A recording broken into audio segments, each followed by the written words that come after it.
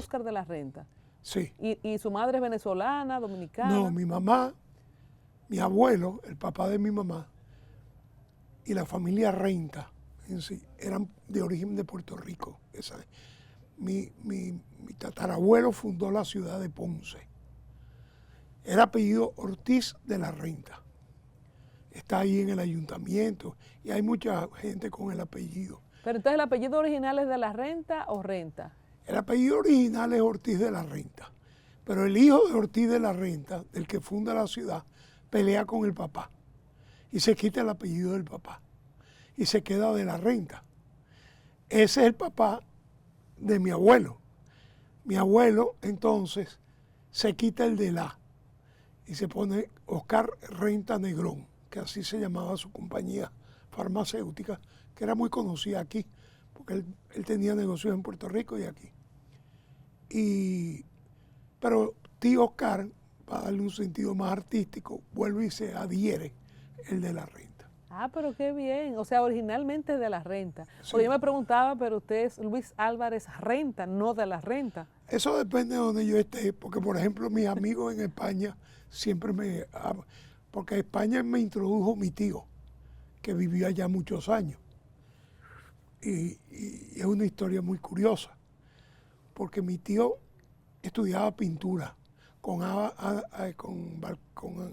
Balcácer, con Ada Balcácer y con Peña de Filló. Los tres se graduaron aquí en el conservatorio que había de arte. Y entonces los tres deciden irse a estudiar a la Academia de San Fernando, que es muy famosa en Madrid. Pero mi abuelo, que como te digo tenía un negocio de farmacia, él no era farmacéutico, él era dueño, él representaba marcas y medicina y eso. Mi abuelo decía que eso no era un trabajo, eso de que ser pintor. Y se opuso total y completamente a que mi tío se fuera a España a estudiar. Ya para este momento, esto es en el año 50 aproximadamente, mi tío había nacido en el 32, tenía 18 años. Mi mamá se había ido a Venezuela, se había ido en el 40, y tengo otra tía que emigró a Puerto Rico.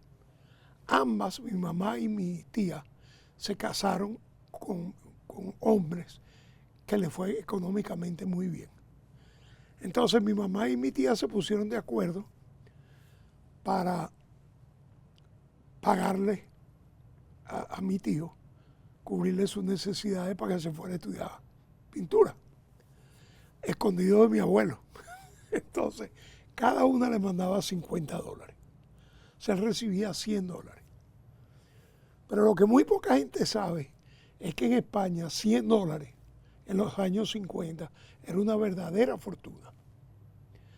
Para que usted tenga una idea, el sastre de mi tío y del rey, y después fue sastre mío también, en esa época le cobraba al rey emérito, que era un joven, porque tenía más o menos la misma edad de mi tío, era un poquito más joven, le cobraban $4 por un traje. Ese mismo sastre, en el año 2000, cobraba 3.400 euros por un traje. Oh, wow. Lo que él cobraba 3.400 euros en el año 2000, en los años 50 cobraba $4. Entonces, $100 rendían bastante. Mucho. Mi tío vivía... ¿Un príncipe? Un príncipe.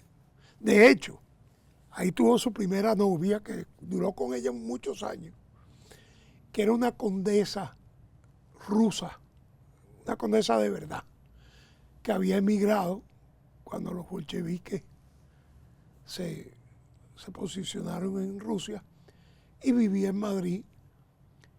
Y mi tío salta a la fama, vamos a decir así, porque esa señora le pregunta una noche que si le gusta un vestido que tenía puesto para una fiesta. Y él le dice que sí, pero que él le va a diseñar uno. Y él le diseña un vestido a esta señora, que era mayor que él, por cierto.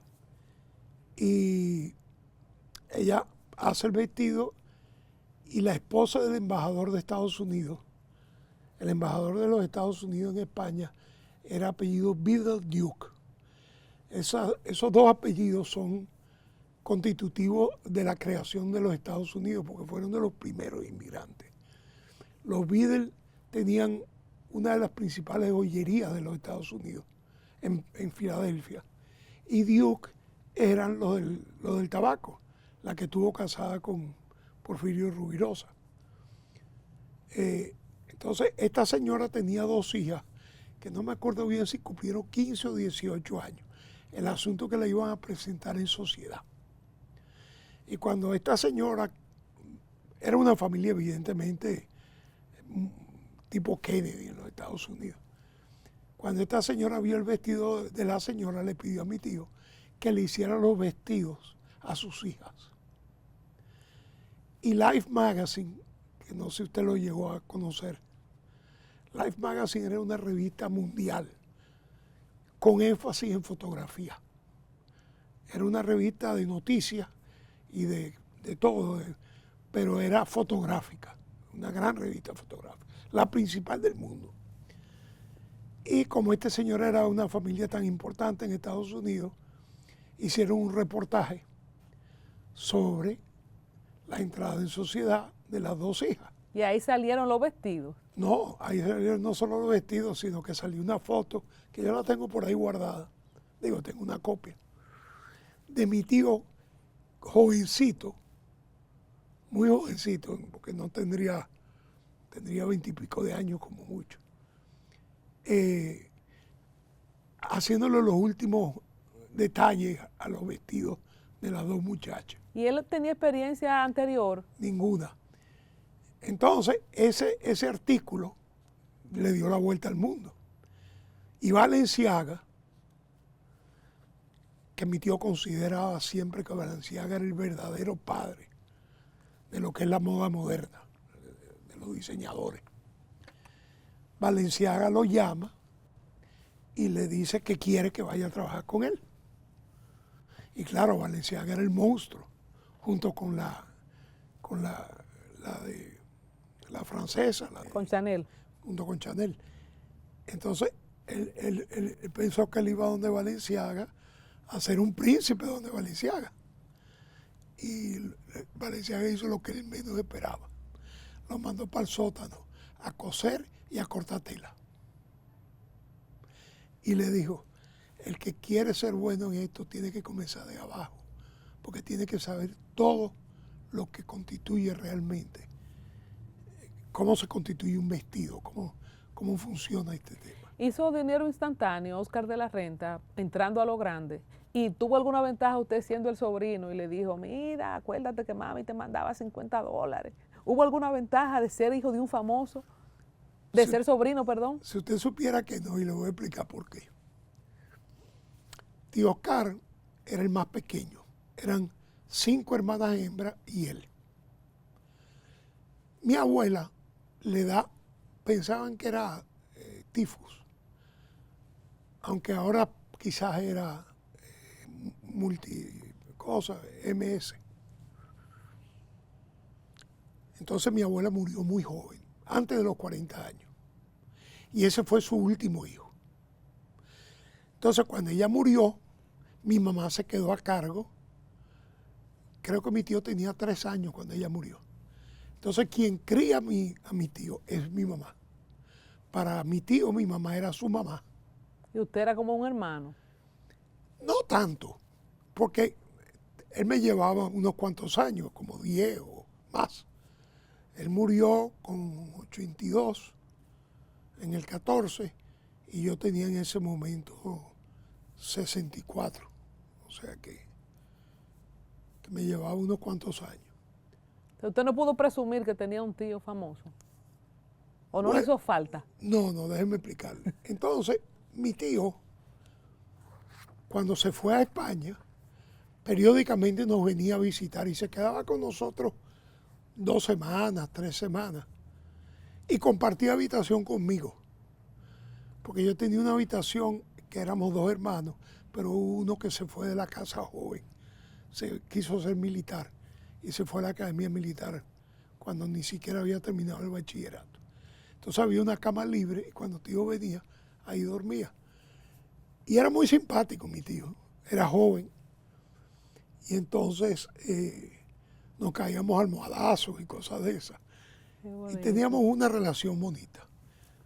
Pero mi papá era un hombre muy autocrático, era un ser muy especial. Era un hombre de esos rectos y muy exigente. Y yo creo que mi tío tenía ciertos celos. Entonces, entre mi papá y mi tío no había mala relación, porque mi tío incluso le agradecía. Porque al fin y al cabo lo que le mandaba a mi mamá lo producía mi papá, porque mi mamá no trabajaba. Mi mamá se dedicó toda su vida a sus hijos. Pero mi mamá sufrió con mi papá, porque mi mamá, cuando mi papá, que era muy estricto con nosotros, cuando mi papá daba una pela y mi mamá se ponía loca con eso.